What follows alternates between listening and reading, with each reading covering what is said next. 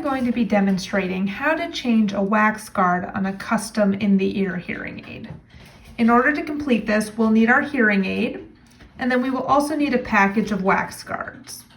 Now, your package may be a white envelope like this, and it will say either no wax or pro wax, or it may be a black envelope like this that says pro wax mini fit. The process for how to change the filter is the same regardless of what type of envelope you have. That just indicates a different size in the filter. So in order to change it, we're going to go ahead and open up our envelope and pull out the wheel that's inside. In this instance, the no wax filters have blue tabs.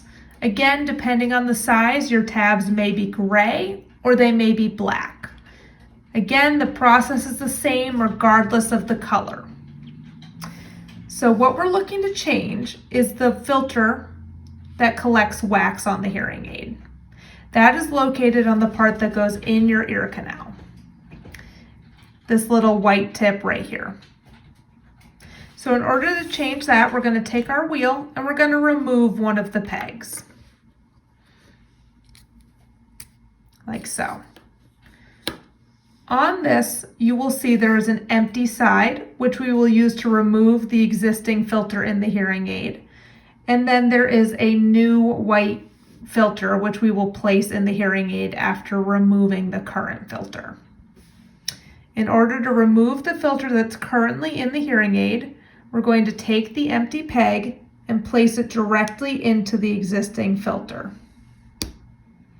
like so. Then we're going to go ahead and pull this out.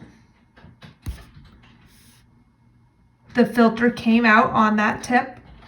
Then we're going to go ahead and place the new filter.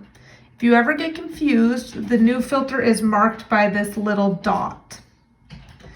So we're going to go ahead and place that right into the hole of the hearing aid. Again, place it in, remove the tip, and now it's in the front of your hearing aid. Now you are finished changing the wax guard.